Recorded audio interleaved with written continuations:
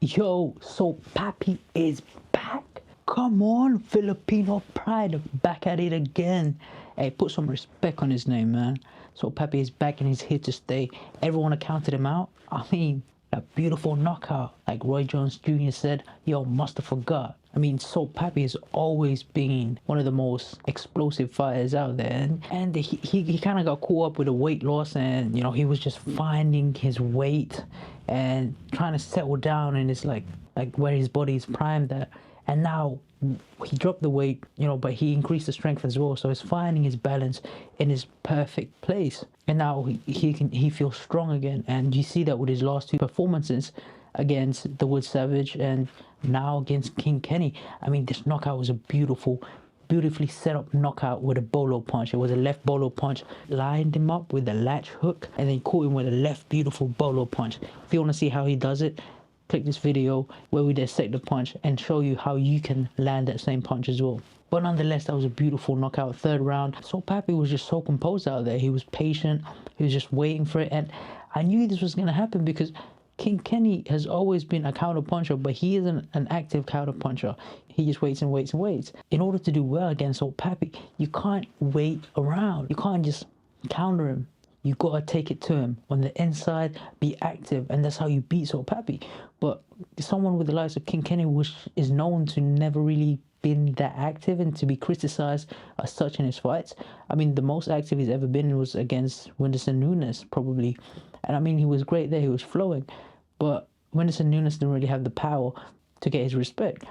So he could, you know, flow around. But against power punches like Salt Papi, you're going to have to tighten up with that guard, load off, or you can't tee off as much as you wanted to. Salt Papi just had a perfect game plan, and that punch came beautifully. He had his tight, high guard, let him come through, and caught King Kenny straight down the pipe with a bowler punch, and he landed it perfectly. Make no mistakes about it, Salt Papi is the face of Misfits boxing. I know they're trying to get HS Tiki-Toki in there, but at the end of the day, knockout sells.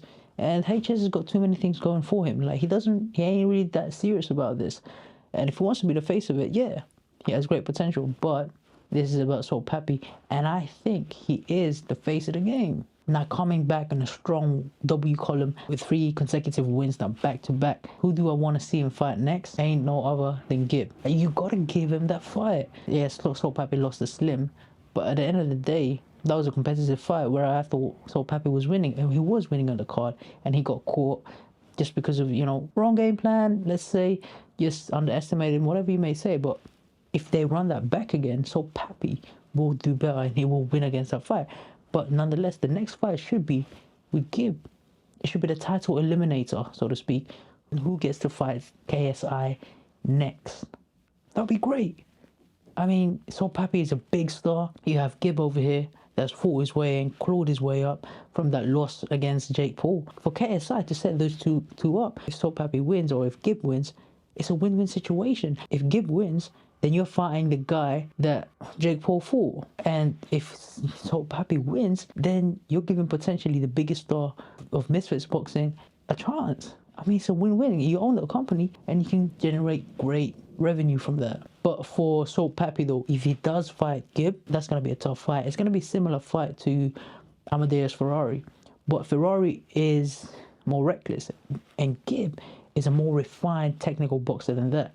But he offers the same crude brawler type of fighter that would give Salt Papi a run for his money. That style gives Salt Papi troubles. I mean, we've seen that with aggressive fighters like AT. You know, always leading. Gib is going to be the aggressor of this fight. He's going to be more active. And Gib is just, you know, an inside fire, rock 'em, sock 'em type of fire. That's also technical too. And he's strong. He's strong. He's not just this brawler that he just throws, and he's very technical with his punches too. He mixes them up to the body, to the head. He can counter you as well. So you got to be careful with that. And Salt Papi's key to victory here is that he's got to pick him apart on the outside, but be an active counter puncher. Don't just sit there and wait for him to come to you, because he will. And when he does, he's going to get in the inside and he's going to deliver even more damage in the inside and get more work done. So he's gonna outwork you in that sense. So what you got to do is really be active, really be pulling, set him up, set the traps, and pick him apart from the outside. Hit the body, because Gibbs not gonna slow down. Gibbs got great, tremendous stamina, and that's what we've seen with his fight with Slim. And he's not gonna slow down. So you got to put the brakes on him. And the way you do that in boxing is you gotta take the wind out of him. You gotta invest in the body, chop the body down. He'll slow down. Then you can start picking him apart. Because Gibbs is a strong fighter, but punch for punch, Sopaphy is more explosive. It's more of a like Jose Aldo versus Conor McGregor type of fight, where Jose Aldo is strong in all forms and he can punch, but McGregor has got that touch of death, and Sopaphy has got that touch of death in his hands. He can just knock you spark out with one punch. Whereas Gibb is more like a, he would break you down physically because he's so strong, and accumulative punches that's just heavy. It's not as explosive, but it's still heavy and still strong. So that's the next fight I want to see for Salt Papi, and I believe he's going to win that. But going on to King Kenny, I mean, my team knows King Kenny's team, and I actually trained once with King Kenny's team. Like before, I wanted Daily Paralysis to train me. He refused and he didn't want to train me because he has his own reasons. So, I mean, no fault of that. But I did actually reach out to him and wanted to train with him, but things didn't really work out like that. I wish his team nothing but the best. I mean, King Kenny still got a great future in the Misfits boxing, but I'd love to see him against Slim next. That would be a great fight. I mean, things like this happen. I hope he gets back. I want to see him in plenty of great fights out there. Don't let this discourage you. Just keep grinding, and there's going to be plenty of great wins and nights in boxing ahead of you. So keep your head up, King Kenny, and we hope to see you soon. Don't let this loss kind of get you down and like, look, you had a great performance. You just went against someone that was greater that night, but it doesn't mean you can't be great again. Just keep on working. I know you train hard. Hope to see you back in your winning ways. So that's it, guys. Misfits 19 was, that was a super card, and the fights definitely lived up to it. Let me know what you guys think below. Did you think the fight was great? Did you think, the card lived up to it, or this and that? So let me know. Comment down below, and I'd love to know what you guys think. If you want to see the breakdown of how Salt Papi delivered that devastating, beautiful left bolo punch, that knockout punch, well, click this video here